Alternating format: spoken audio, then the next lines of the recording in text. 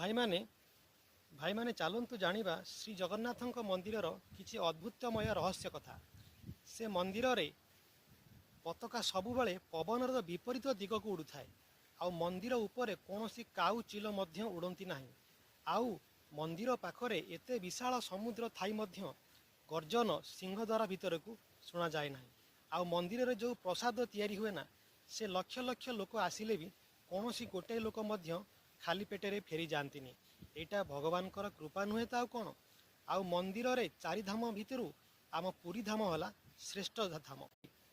ଆଉ ମୋର ଯଦି ଏଇ ଭିଡ଼ିଓଟି ମୋର ଏଇ ଇନଫର୍ମେସନ୍ଟି ଆପଣଙ୍କୁ ଭଲ ଲାଗିଛି ତ ପ୍ଲିଜ୍ କମେଣ୍ଟରେ ଗୋଟେ ଜୟ ଜଗନ୍ନାଥ ଲେଖିଦିଅନ୍ତୁ। ଯଦି ଆପଣଙ୍କ ଗୋଟେ ସତ୍ୟ ହୃଦୟରେ ଜଗନ୍ନାଥଙ୍କୁ ଭଲ ପାଉଛନ୍ତି, କମେଣ୍ଟରେ ଜୟ ଜଗନ୍ନାଥଟିଏ ଲେଖିଦିଅନ୍ତୁ। ଜୟ ଜଗନ୍ନାଥ, ଜୟ ଜଗନ୍ନାଥ, ଜୟ ଜଗନ୍ନାଥ।